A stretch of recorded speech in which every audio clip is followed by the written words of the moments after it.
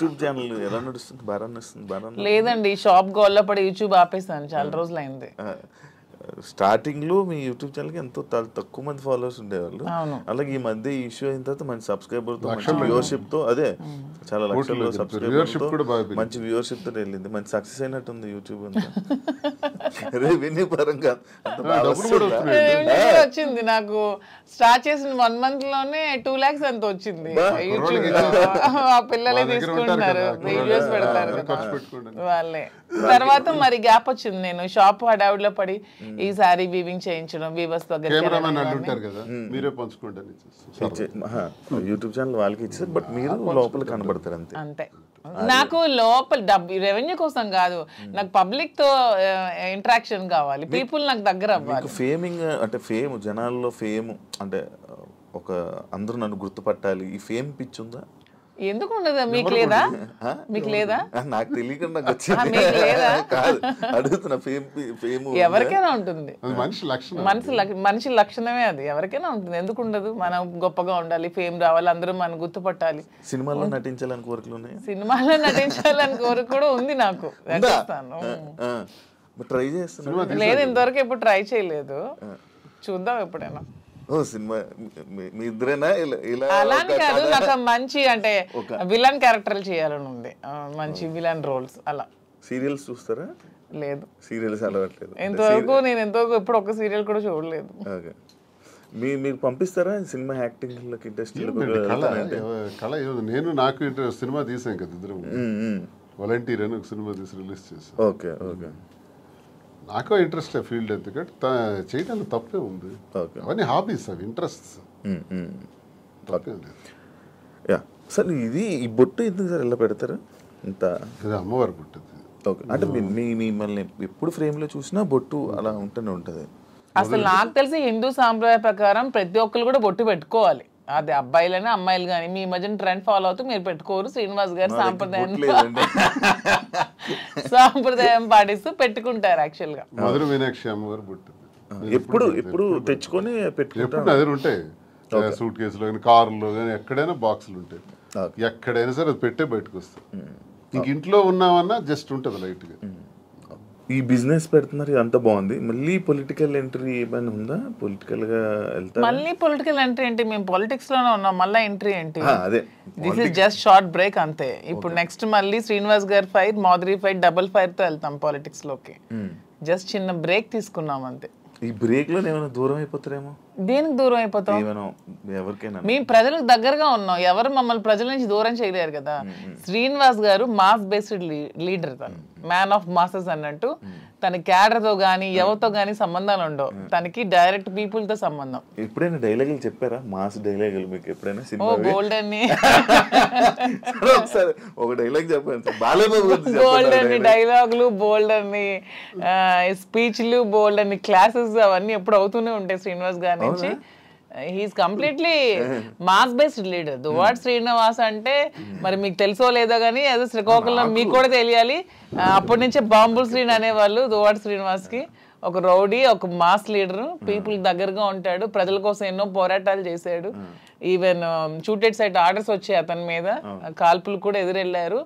అలా పోరాట యోధుడు అతను. అతన్ని ఎవరు బీట్అవుట్ చేసి రాజకీయాల నుంచి తప్పించే ఇది కూడా ఎవరికి ఉండదు. అవన్నీ జస్ట్ ఇది చిన్న బ్రేక్ తీసుకున్నాను. మాక్సిమం శ్రీనివాస్ గారిలో నాకు ఈ వ్యక్తిత్వం ఇష్టం అని చెప్తాను కదా. హీఈస్ వెరీ హానెస్ట్ అండి. ఎప్పుడు కూడా నాకు తెలిసి ఇంతవరకు నేను ఈ 5 years నేను రాజకీయాలు ఉన్నప్పుడు ఎంతో మంది వచ్చి అతని దగ్గర మేము ఇవి ఇస్తాం, ఎంత డబ్బులు ఇస్తాం, మాకు ఇది చేయండి, మాకు ఇది ఇస్తాం, మీ ట్రాన్స్ఫర్ చేయండి అన్నప్పుడు ఏ రోజు కూడా 1 రూపీ కూడా ఎవరి దగ్గర కూడా ఆశించని వ్యక్తి ఎవరైనా ఉన్నారంటే పాలిటిక్స్ లో దువ్వాడ శ్రీనివాస్ ఒక్కలే. ఈవెన్ కాకరాపల్లి అప్పుడు థర్మల్ పవర్ ప్లాంట్ ఉద్యమంలో కూడా తనకు 20 crores తెచ్చి ఆఫర్ ఇచ్చారు కంపెనీ వాళ్ళు. అది తృణోపాయంగా కాదనుకున్నారు. ఆ టైంలో తీసుకుని ఉంటే ఎలక్షన్లో అప్పుడే గెలిచేవాళ్ళు. అతను అవతల పార్టీ వాళ్ళు తీసుకున్నారు, ఆ చిన్నాడు వాళ్ళు గెలిచారు. ఆ టైంలో 1 రూపీ కూడా లేకుండా ఎలక్షన్లో పార్టిసిపేట్ చేస్తారు. కానీ ఏ రోజు కూడా లంచాలకి ఎప్పుడు కూడా తను తలొగ్గలేదు. దానికి అతీతంగానే పనిచేశారు. చాలా హానెస్ట్గా ఉండి ఎప్పుడు అబద్ధాలు చెప్పరు, స్ట్రైట్ ఫార్వర్డ్. ఎవరు ఏదైనా ప్రత్యర్థుల మీద విరుచుకు పడతారు. చాలా ఫ్రాంక్ గా ఉంటారు. తన నమ్ముకున్న నాయకుడి కోసం ఎంతవరకైనా వెళ్తారు. జగన్మోహన్ రెడ్డి అంటే అతనికి చాలా ఇష్టం, దైవ సమానులుగా భావిస్తారు. అతని కోసం మానవ బాంబులా కూడా ఉంటారు. అంటే అతని కోసం జగన్మోహన్ రెడ్డి కోసం అటాక్ అంటే వెళ్ళి ఎదురుగా నిలబడమన్నా నిలబడతారు. నమ్ముకున్న వ్యక్తి కోసం ప్రాణం ఇచ్చే టైప్. సో ఇంత మంచి క్వాలిటీస్ ఎవరిలో ఉంటే ఎవరైనా ఇష్టపడతారు. ఒక పాయింట్ మధ్యలో శ్రీని గారు అబద్ధాలు ఆడరండి? అస్సలు ఆడరు. మీరు ఎప్పుడు అబద్ధం ఆడలేదు మీ వైఫ్ వాణి గారి దగ్గర కానీ అక్కడ? నేను అబద్ధం ఎప్పుడు? దేనికి ఆడాలి? అన్ని ఫెయిర్ గానే ఉంటాను నేను. ఓకే. ఇప్పుడు ఈ విషయాన్ని ఫెయిర్ గా ఉండడం వల్లే ఎక్కువ గొడవలు అయ్యి అర్థం చేసుకోవాలి అతన్ని. ఓకే. అదే మా ధైర్యం. ఇప్పుడు అవినీతి తిన్నట్టు అవినీతి అక్రమాలు భూదందాలు అధికార దుర్వినియోగం చేస్తే ఇప్పుడు కూటమి ప్రభుత్వంకి బెస్ట్ ఛాన్స్. నా మీద అవన్నీ తీయొచ్చు, లోపల ఇయ్యొచ్చు. నేను ఇంత టార్గెట్ చేసి మాట్లాడదాను కదా. ఇంతమంది నాయకుల మీద ఎన్ని ఉంటాయి కానీ ఇతని మీద ఏం ఉండవు, క్లీన్ చిట్ తో ఉంటారు. జరగడానికి వీళ్ళు నేను చేయను, అదే నా ధైర్యం. మీరు అదే ఇందాక మర్చిపోయాను, మీరు డైలాగ్ ఏం డైలాగ్ ఎప్పుడైనా చెప్పారా మాధురి గారికి? ఏమైనా ఏమైనా ప్రపోజ్ చేసినప్పుడు కానీ లేకపోతే అప్పుడప్పుడు ఏమైనా చెప్తా ఉంటారు? న్యాచురల్ గా ఉంటుంది తప్ప డైలాగ్స్ ఇవన్నీ కావు. తనకి ఆ రకంగా నాలో ఉన్న క్వాలిటీస్ నచ్చిండొచ్చు, ఆమెలో ఉన్నటువంటి ప్రేమతత్వం నాకు నచ్చింది.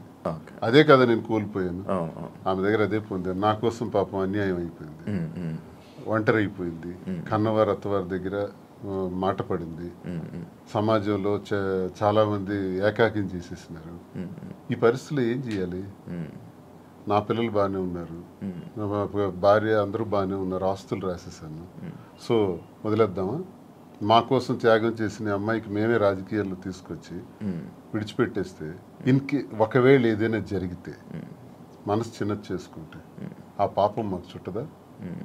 మరి అలా ఉండేటువంటి అమ్మాయికి భరోసాగా నేను నిలబడ్డాను. నిలబడి నేను త్యాగం నేను నిలబడటం గొప్పతనం కాదు, నాలాంటి వాడి కోసం ఆమె నిలబడటం గొప్పతనం.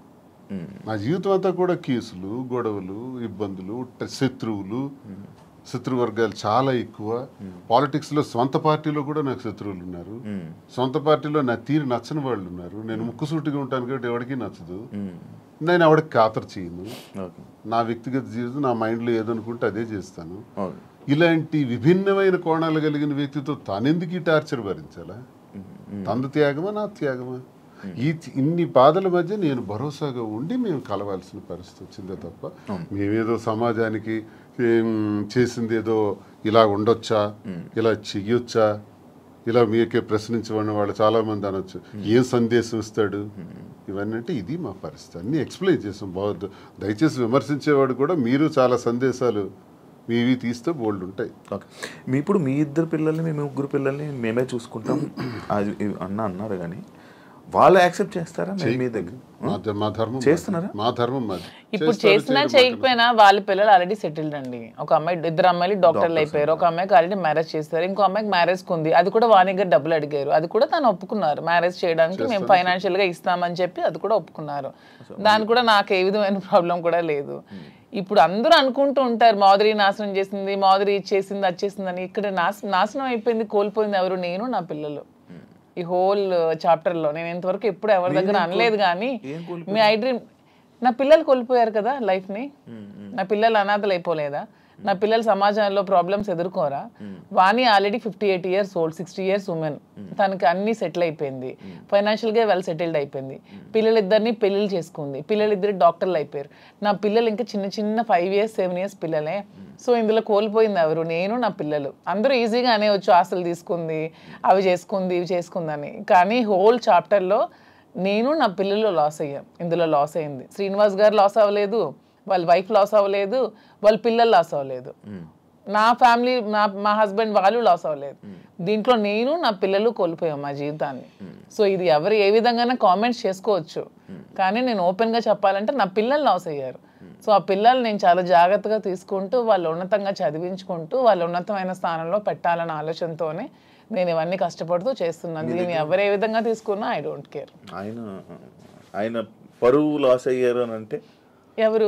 శ్రీనివాస్ గారు పరువు ఎక్కడ లాస్ అయింది? శ్రీనివాస్ గారిని ఎవరు అనట్లేదు. ఇప్పుడు మీరే అన్నారు మాధురియే లాక్కుంది, మాధురియే వశీకరణం చేసింది, మాధురియే మందు పట్టింది అంటున్నారు. కానీ శ్రీనివాస్ గారు మాధురిని వశీకరణం చేశాడు, శ్రీనివాస్ మాధురిని మోసం చేశాడు, శ్రీనివాస్ మాధురిని నమ్మబలికాడని ఎవరు అనట్లేదు కదా. పోతుందంటే దేశద్రోహం చేసిన, అవినీతి చేసిన, ఇంకోటికి తాలూకు ఆస్తులు దోచేసిన ఇలాంటివి పొరుగుపోయాం అసలు. ఇది మా పర్సనల్ ఇష్యూ అండి. పర్సనల్ ఇష్యూకి దీనికి సంబంధం ఏంటి? పర్సనల్ ఇష్యూ మా మానసిక సంఘర్షణ వల్ల మేము తీసుకున్న నిర్ణయాలు. నన్ను క్యారెక్టర్ అసాసినేషన్ చేశారు, నన్ను పొలిటికల్ గా నన్ను ట్రోల్ చేస్తున్నారు, నన్ను కామెంట్స్ చేస్తున్నారు, నన్ను కాంట్రవర్సీలో పెడుతున్నారు, ఎన్ని నెగిటివ్ కామెంట్స్ చేస్తున్నారు, నాది కాని వీడియోస్ నేనని పెడుతున్నారు, నాది కాని వాయిస్లు నావని పెడుతున్నారు, ఏ యాక్సిడెంట్ లో ఎన్ని ఒకటా రెండా ఈ 6-7 నెలలుగా నా మీద ఎన్ని చేయాలన్నది ఎవ్వరికి ప్రపంచంలో ఏ పని లేదన్నట్టు ఒక్క మాదిరిగా ఉందన్నట్టు నన్నే అటాక్ చేస్తూ, నన్నే ట్రోల్ చేస్తూ, నన్నే సెంటర్ చేస్తూ, నన్నే టార్గెట్ చేస్తూ ఎంత చేయాలో అంత చేస్తున్నారు. నేను ఏ రోజు పోలీస్ స్టేషన్ మెట్లు ఎక్కానని నాకు తెలియదు, పోలీస్ స్టేషన్ చూసానని తెలియదు. ఈ పొలిటికల్ లైఫ్లోకి వచ్చాక, శ్రీనివాస్ గారి లైఫ్లోకి వచ్చాక స్టేషన్లకు తీసుకెళ్ళి కూర్చోబెట్టారు, ఎన్ని పెట్టారు. సో అన్ని కోల్పోయింది నేను, నా పిల్లలు లాస్ అయ్యాం దీంట్లో. వాణి అని చెప్పొచ్చు ఇంటర్వ్యూల ముందుకు వచ్చి, ఏం కోల్పోయిందో చెప్పమానండి. She's well settled, 58 years 60 years ఆమెకి ఆల్రెడీ తన జీవితం చూసేసింది, లైఫ్ అయిపోయింది, పిల్లలు సెటిల్ అయిపోయారు, హ్యాపీగా ఉంది. తను అదే కోరుకుంది, శ్రీనివాస్ గారి నుంచి దూరంగా వెళ్ళిపోవాలి, నాకు ఇండిపెండెంట్ కావాలని కోరుకుంది. తనకి ఎప్పుడు ఒంటరిగా ఉండటం ఇష్టం, శ్రీనివాస్ గారి దగ్గర బతకడం ఇష్టం ఉండదు. ఎందుకంటే ఆమె ఎప్పుడు కరప్టెడ్, శ్రీనివాస్ గారిని ఎప్పుడు కూడా లంచాలు తీసుకోమని ఫోర్స్ చేస్తుంది, డబ్బు పిచ్చి. ఇతనికి నచ్చదు, అక్కడే మొదలయ్యేది వీళ్ళిద్దరికి గొడవ. ఇతను ఎప్పుడు ఫోర్స్ చేసేది డబ్బులు తీసుకోండి. శ్రీనివాస్ గారు ఎప్పుడు అలాంటివి చేయరు. ఆమె ఎప్పుడు కరప్టెడ్, ఆమె ఎప్పుడు అది చేస్తుంది. శ్రీనివాస్ గారికి ప్రజా జీవితంలో ఉండడం ఇష్టం, ఆమెకి శ్రీనివాస్ గారిని ప్రజలను దూరం చేసి ఆ పదవుల్ని వాణి పొందడం ఇష్టం. ఇవన్నీ కుదరక వాళ్ళు విడిపోయి ఆమె సెటిల్ అయింది, హ్యాపీగా డైవర్స్ కావాలని. సో ఇక్కడ కోల్పోయింది నేను, నా పిల్లలు మాత్రమే. ఇప్పుడు మీ పిల్లలు మీ దగ్గర ఉన్నారా? నా దగ్గరే ఉన్నారు, మీతోనే ఉంటున్నారు. శ్రీనివాస్ గారు ఒక్కొక్కటి ఉంది, మీ గుండెల మీద చేసుకొని చెప్పండి. ఇంటి నుండి బయటకు వచ్చారు కదా, భార్య బిడ్డల్ని మిస్ అవుతున్నాను, లేకపోతే నేను చేస్తుందంతా తప్పు అని ఎప్పుడూ మీకు అనిపించలేదా? భార్య అనే వ్యక్తి దగ్గర ఎప్పుడూ నిచ్చెన పోరాటమే. మాకెప్పుడు సుఖం లేదు. నాతో ఉండాలని తను అనుకోవట్లేదు కాబట్టి నేను తనతో ఉండాలని అనుకోవాల్సిన దానిలో అర్థం లేదు. ఇకపోతే పిల్లల్ని ప్రాణప్రదంగా పెంచాం, చదివించాం, నా ధర్మం నేను నిర్వర్తించాను. ఇంకో పాపకు పెళ్ళి ఉంది, అది మేమిద్దరం కలిపి నిర్ణయం తీసుకున్నాం. ఆ పెళ్లికి సంబంధించిన ఏర్పాట్లు కూడా చేయాలని. They are on the platform నా. చెల్లిన రూపాయి అంటారు. ఇద్దరు పిల్లల్ని చెల్లిన రూపాయలని చేశాను. ఆ రూపాయి 1000 రూపాయలు అవచ్చు, 1 కోటి రూపాయలు అవచ్చు, ఎంతైనా అవచ్చు, చేసాం. నన్ను వాళ్ళు కోరుకుంటే ఈ పరిస్థితి వచ్చి ఉండేది కాదు. ఇప్పుడు ప్రేమ అన్నదే మనిషిని దగ్గర చేస్తుంది. నేను అనుకుంటే అయిపోదు. ఇంటికి తాళం వేసిన రోజు నేను అదే ఆలోచించాను. ఇంటికి తాళం వేసి 10 రోజులు నాకు కనీసం అవకాశం లేకుండా చేశారు. ఇప్పుడు నేను ఇంటికి తాళాలు తలుపులు విరగొట్టుకుని వెళ్ళొచ్చు. ఇల్లు ఏం చేయాలి? ఎక్కడ కూర్చోమంటారు? ఆత్మాభిమానం చంపుకొని ఆ ఇంట్లో ఎలా ఉండమంటారు? అప్పుడు ఇంతకాలం 28 సంవత్సరాలు నేను వాళ్ళకి ఒక భర్తగా, ఒక తండ్రిగా చేసిన కృషి అంతా కూడా నేలపాలు చేసేసినారు. ఇంక నేను ఇల్లు ఏం చేయాలి? ఇంటికి ఇంక నాకు ఎందుకు బాధ ఉంటుంది? గుడ్డమే చేసుకునే చెప్తాను. పిల్లల మీద ఎందుకు ఉంటుంది మరి? ఆలైనా ఆలోచించారా నా గురించి? అమ్మ ఒకటే నాన్న ఒకటే అనుకోవాలి, ఆలోచించారా? కాదు, ఒక భార్యని అనే వర్డ్ ఏదైతే ఉందో బూతు, భార్య పిల్లల్ని అలా అందరి ముందు, మీడియా ముందు అలా అనడం కరెక్టా? ఎవరన్నారు? మీరు వాడారు కదా ఇప్పుడు, అప్పుడే ఆ గొడవలు అవుతున్నప్పుడు ఏదో కన్స్ట్రక్షన్. అదే రాంగ్ పోర్ట్రేట్ చేశారు. నేను పలాసలో ఉన్నాను. పలాస నుంచి ఇంటికి వచ్చి నాకు తెలిసింది ఏంటంటే ఇంటి మీదకి దాడి చేశారని.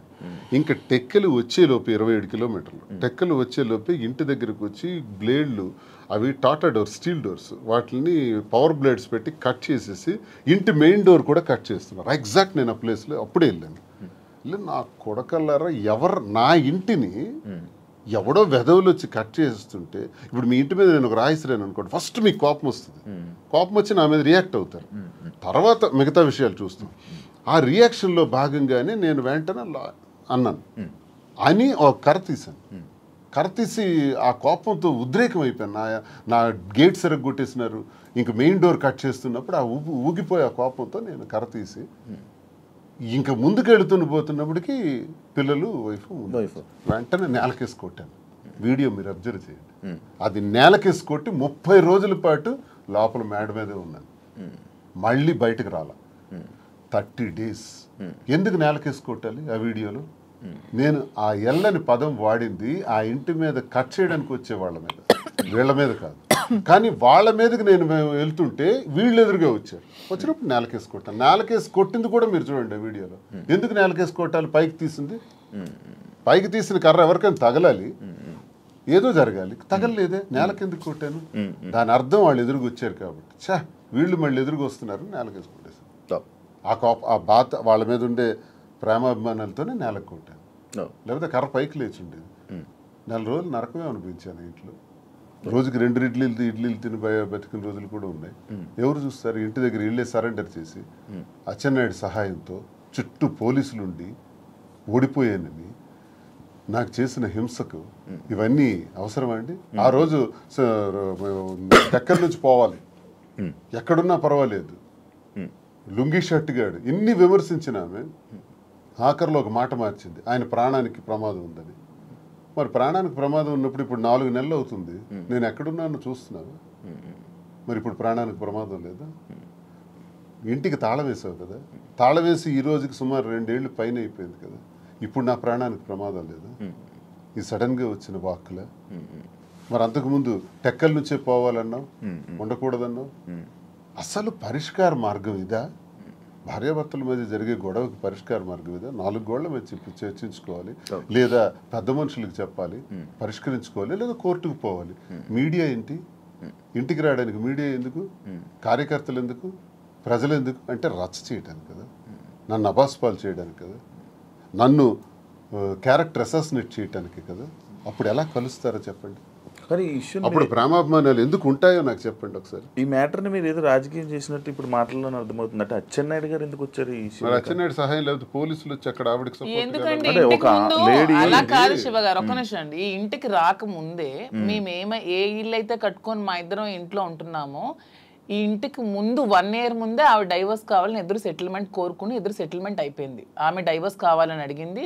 శ్రీనివాస్ గారు పాపం పిల్లల కోసం ఆలోచించి డైవర్స్ వద్దు అది ఇది అని చెప్పినా సరే ఆమె ఏమీ వెనుకునే డైవర్స్ కావాలని 2023లో అడిగింది ఆమె. మేము 2024లో ఈ హౌస్ కన్స్ట్రక్షన్ చేసుకుని మా ఇద్దరం కలిసి ఇంట్లో ఉంటున్నాం. అది ఆమెకు కూడా తెలుసు. ఆమెకు తెలిసే ఫైనాన్షియల్ సెటిల్మెంట్ కోరింది. ఫైనాన్షియల్ సెటిల్మెంట్ కూడా చేసాం. ఎవ్రీ మంత్ డబ్బులు అడిగింది, అవి కూడా ఇచ్చాం. మొత్తం అన్ని చేసింది. సో ఎప్పుడు జరిగింది ఇది? 1 year ముందు జరిగితే 2024లో వచ్చి ఆమె ఇల్లు దగ్గరికి వచ్చి గొడవ చేయడం ఏంటి? సో ఇది కూటమి ప్రభుత్వం ఈ అచ్చెన్నాయుడు సపోర్ట్ కాదంటారా? మరి ముందు ఆమె డైవర్స్ కావాలని అడిగిన ఆమె ఇప్పుడు ఎందుకు వచ్చి ఇల్లు బ్రేక్ చేస్తుంది? మేము కట్టుకుని ఇల్లు ఆమెకి ఎందుకు కావాలి ఇప్పుడు? ఆ రాత్రి పోలీసులతో పాటు తెలుగుదేశం కార్యకర్తలు ఇంటి దగ్గరికి వచ్చారు. నేను ఒక ఎమ్మెల్సీగా ఉన్నాను కదా, దేనికి వచ్చారు అసలు? ఇంకో విషయం, నాకు హయ్యర్ అఫీషియల్ నాకు చెప్పాడు పోలీసులు, సార్ మీరు మొన్న కర్ర తీశారు, మీకు ఆ కర్ర తీసినందుకు 307 పెట్టమన్నారు సార్. 307 పెట్టి చేయమన్నారు. మేము ఎలా చేస్తాం? 307 పెట్టలేము. 307 పెట్టాలంటే వూండ్ ఉండాలి, గాయం లేదు. గాయం లేకుండా మేము 307 పెట్టలేమని చెప్పేసినాం. కానీ మీ మీద మళ్ళీ 307 పెట్టమని ప్రెజర్ ఇచ్చారు. మళ్ళీ same situation second time repeat అయితే 307 మీ మీద పెట్టక తప్పదు, మీరు జైలుకి వెళ్ళక తప్పదు. ఎందుకు ఈ మాట అన్నారో తెలుసా? నాకు 307 పెట్టి లోపలికి పంపిస్తే ఎంటర్ అయిపోతారు ఇంట్లో. మరి ఆ పెద్ద అఫీషియల్ నాకు చెప్పాడు, నేను ఒక ఎమ్మెల్సీగా ఉన్నందుకు పేరు చెప్పకూడదు, గవర్నమెంట్ అఫీషియల్ అంటే ఏ ధైర్యంతో చెప్పాడు? 307 పెట్టే ధైర్యం చెప్పమంది ఎవరు? ఆ పేరు కూడా చెప్పాడు, అచ్చెన్నాయుడు పెట్టమన్నాడు అని, చెప్పమన్నాడు అని. మరి అచ్చెన్నాయుడు ఇన్వాల్వ్మెంట్ నా మీద, భార్య టెక్కల నుంచి పంపిస్తుంది కాబట్టి సపోర్ట్ చేశాడు అచ్చెన్నాయుడు. 2023లో ఆమె డైవర్స్ అడిగింది. 24లో ఇంటికి వచ్చి గొడవ చేసింది. ఓకే, 29th ఆగస్ట్ 23 మీరు ఇప్పుడు 24th గురించి మాట్లాడుతున్నారు. 24 ఆగస్ట్ గురించి మీరు మాట్లాడుతున్నారు. ఇదే ఆగస్ట్ 29 నాకు ఇంటి నుంచి వచ్చినటువంటి message, never and ever dare to speak with, never and ever dare to mention me as your wife in any interview, because we both don't want to have relation anymore. You only mention my name, and I am also not to mentioning you as my husband. I want divorce. And first tane అది 2023. ఈ గొడవ 2024. 2022లోనే గొడవలు జరిగాయి. 2022 నుంచి మా ఇద్దరం కలిసే ఉన్నాం. She know everything. తను మీరు ఇద్దరు కలిసి ఉండండి, నాకు అనవసరం, నాకు టికెటే కావాలని చెప్పి కోరుకుందామే. అలాగని టికెట్ కూడా ఇచ్చేసారు శ్రీనివాస్ గారు. అయినా సరే ఆమె నిలబెట్టుకోలేకపోతే పార్టీ మళ్ళీ శ్రీనివాస్ గారు టికెట్ ఇచ్చింది. సో మా రాష్ట్ర ప్రజల దౌర్భాగ్యం వాళ్ళ కర్మ చేసుకొని జగన్ చెప్పండి అని అంటే అనుకుంది కాబట్టి ఇవన్నీ జరిగాయి అంటున్నాను. లేకపోతే మా మధ్య ఇవన్నీ ఉండేవి కావు. చెప్తున్నాను, ఆమె చేసిన దానికి ఇవన్నీ జరిగాయి. కానీ ఆమె ఏదో ఏడుస్తూ ఉంటే నమ్మేస్తున్నారు జనాలు. వాణి ఏదో నష్టపోయింది అనుకుంటే వాణి షీఈస్ వెరీ వెరీ హ్యాపీ. నన్ను బయటకు పుష్ చేయడం వల్ల షీఈస్ ఫీలింగ్ వెరీ హ్యాపీ. అది చాలా మందికి తెలియదు. ఇప్పుడు వెళ్తారు కదా మీ ఊరు, మీ ఇల్లు కట్టుకునే ఉంటాం. మేము కట్టుకున్న ఇంట్లో మీరు కట్టుకున్న ఇంట్లోనే ఉంటున్నాను. హ్యాపీగా ఉన్నారు. వాళ్ళకి ఏ నష్టం సార్? వాళ్ళకి ఏముంది? వాళ్ళకి నష్టమే ఉంది. దేనికి లోటు ఉంది? వాళ్ళకి నష్టం ఉంటుంది. అన్ని సెటిల్డ్ కదా. నాకు ప్రాబ్లం ఉంది. ఇప్పుడు నా బండి ఎలా నడపాలి, ఇప్పుడు ఆ పాపకని రెండో పాపకని పెళ్లికి సంబంధించి ఇప్పుడు నా నష్టపోయిన ఈ 3 పిల్లలకు సంబంధించి ఈ వ్యాపారాలు, ఈ ఒత్తిళ్ళు ఇప్పుడు నాకున్నాయి తప్ప వాళ్ళకే ఉంది. తనకేముంది చెప్పండి? ఆ ముద్దనుకుంటున్నాను, ఫ్రీగా ఉంది. డన్. Thank you. నేను ఇప్పుడు మీ రాజకీయం మీరు వదిలేసేయండి, మీ బిజినెస్ మ్యాన్ అని కానీ మీరు కూడా రాజకీయం వదిలేసి ఇప్పుడు మీరు 2022లో మీరిద్దరు ప్రేమికులుగా ఎలాగ ఉన్నారు అలానే ఇప్పుడు నా ముందు ఉండండి కాసేపు. ఇప్పుడు ఈ దేని గురించి మనం మాట్లాడట్లేదు. Actually interview February 14th lovers day. మీరు ఇప్పుడు ప్రేమికులే కదా? February 14th ప్రేమికులం కాదు, మేము ప్రతిరోజు ప్రేమికులం. అందుకే ఇప్పుడు కూడా ఈ February 14th వస్తుంది కాబట్టి ఇది February 14th స్పెషల్ కాబట్టి మీకు కొన్ని ఉన్నాయి. అంటే మీకు rose day, teddy day, chocolate day ఇలాంటివి తెలుసా? ఐడియా ఉంది కదా? వ్యాలంటైన్స్ డే గురించి కూడా ఉంది కదా. ఏం సార్ అసలు చాలా మందికి దీని మీద అపోహలు కూడా ఉన్నాయి. 270 క్రీస్తు పూర్వం, బిఫోర్ క్రీస్తు, అంటే ఇంచుమించు ఆల్మోస్ట్ 2700 సంవత్సరాల క్రితం రోమ్లో ఒక వ్యాలంటైన్ అని ఒక ప్రవక్త ఉంటాడు. ఆయన ఏం చేశాడంటే కొత్తగా ప్రేమ పాఠాలు, ప్రేమ వివాహాల గురించి చెప్పడం ప్రారంభించాడు. ఆ రోమ్ నగరానికి, దేశానికి రాజు అయినటువంటి క్లాడియస్ ఏంటంటే ఇలాంటి ప్రేమ పాఠాలు చెప్తున్నాడు, వీడికి చంపాలి అని కొంచెం కోపం పెంచుకుంటాడు. ఇదే టైంలో క్లాడియస్ కూతురు ఇతను లవ్ చేస్తుంది ఆయన ప్రేమ పాఠాలు విని, ఎవరిని? వ్యాలంటైన్స్. అప్పుడు రాజు ఏమిటంటే ఆయన్ని చంపేస్తాడు, అంటే హ్యాంగ్ చేస్తాడు. అదే February 14th. అక్కడికి 20 సంవత్సరాల తర్వాత గెలాషియస్ అనే మరో ప్రవక్త ఇది చాలా గొప్ప రోజు, ఇది మనకి ప్రేమతత్వాన్ని నేర్పించారు వ్యాలంటైన్. ప్రేమ అంటే తల్లి తండ్రులు పిల్లలకి మధ్యన ఉండేది, అక్క చెల్లెల మధ్యన ఉండేది, అన్నదమ్ముల మధ్యన ఉండేది ప్రేమ. ఆ ప్రేమకు అర్థం ఉంది, ఆ ప్రేమకి రిలేషన్ ఉంది. కానీ స్నేహితుల మధ్య ఉండే ప్రేమ, ఒక ఆడామగ మధ్య ఉండే ప్రేమ, దానికే రిలేషన్ ఉంది. ఆ తత్వం గురించి తెలియజేశాడు ఆ ప్రవక్త వ్యాలంటైన్. కానీ ఆయనకు గురేశారు. అలాంటి వ్యాలంటైన్కి ఉరేయటం వల్ల అతను గొప్పవాడు, గొప్ప ప్రవక్త, ప్రేమతత్వం నేర్పిన ప్రవక్త. కాబట్టి ఆయన రోజుని నేను ప్రేమికుల రోజుగా నిర్ణయిస్తానని గెలాషియస్ అనేటటువంటి మరో కింగ్ దాన్ని డిసైడ్ చేస్తాడు. సో ఇప్పుడు వరకు కొన్ని దేశాలు దీన్ని అంగీకరిస్తారు, కొన్ని ప్రాంతాలు వ్యతిరేకిస్తారు, అపోహలు పెట్టుకుంటారు. జరిగిన కథ ఇది. సో దీనివల్ల మనం నేర్చుకోవాల్సింది ఏంటంటే ఈ ప్రేమతత్వాన్ని ప్రతి వ్యక్తిలో కూడా ఉండాలి. స్నేహితుల మధ్య ఉండాలి, కుటుంబాల మధ్య ఉండాలి, భార్యాభర్తల మధ్య ఉండాలి. ఆ ప్రేమతత్వం ద్వారా మేము ఈరోజు ప్రేమతోనే ఇంతవరకు వచ్చాం కాబట్టి, ప్రేమతోనే ఉంటున్నాం కాబట్టి వాస్తవమైన మాటలు నా మనసులో ఉన్నది నేను ఆమెకు చెప్పాలి, ఆమె నాకు చెప్పాలి. చెబుతూ అందరూ ఇలాగే ఉండాలి, ప్రేమతో ఉండాలి. ప్రేమతో ఉంటే దేశాలే గెలవచ్చు, ఏ జయాలను పొందొచ్చు. రాజ్యాలే ప్రేమ లేకపోతే రాజ్యాలు కోల్పోతాం, ప్రేమ ఉంటే రాజ్యాలే గెలవచ్చు. ఒక్క మాటతో, ప్రేమపూరితమైన మాటతో అన్నీ గెలవచ్చు. కాబట్టి ప్రేమతత్వాన్ని పెంచుకోవాలని వ్యాలంటైన్స్ డే చెప్పిన ఈ రోజుని ఒక 10 రోజుల పండగగా, 5 రోజుల పండగగా, 3 రోజుల పండగగా చేసుకుంటారు. అదే మీరు ఇప్పుడు చెప్పిన టెడ్డీ అని. ఈ ప్రేమ గురించి ఎప్పుడు తెలుసుకున్నారు? అంటే చదువుకున్నారా? లిటరేచర్ కదా బేసికల్ గా. నేను MA English literature and law student. ఇవన్నీ చదువుకో. మహాభారతం చదివాను, రామాయణం చదివాను, భాగవతం చదివాను. అవన్నీ నేను చదువుకున్నాను. అంటే అచ్చ తెలుగులో, నేనేం పండితులు కాదు, సాంస్క్రిట్ అవన్నీ నాకు రాగా అచ్చ తెలుగులో నేర్చుకున్నాను, అర్థం తెలుసు. ఓకే, ఈ ప్రేమ గురించి కూడా అలాగే తెలిసింది, కానీ మాధురి గారి గురించి స్పెషల్ గా ఏంటి మా ప్రేమ అని చెప్పి ఏమైనా చదవడం? అంటే దీని గురించి నేను చెప్పేది వ్యాలంటైన్స్ డే సందర్భంగా ప్రేమతత్వం గురించి అర్థం ఏంటో నేను చదివింది, నేను అర్థం చేసుకుంది, నా చిన్న బ్రెయిన్ కి అర్థమయ్యేది మీకు తెలియజేశాను. మీరే మీ ప్రేమ గురించి మీరు ఎలా వర్ణించాలనుకుంటున్నారు? అంటే శ్రీనివాస్ గారి మీద నాకున్న ప్రేమ గురించి, మా ప్రేమ వర్ణించడానికి మాటలు సరే. అగ్నిలాగా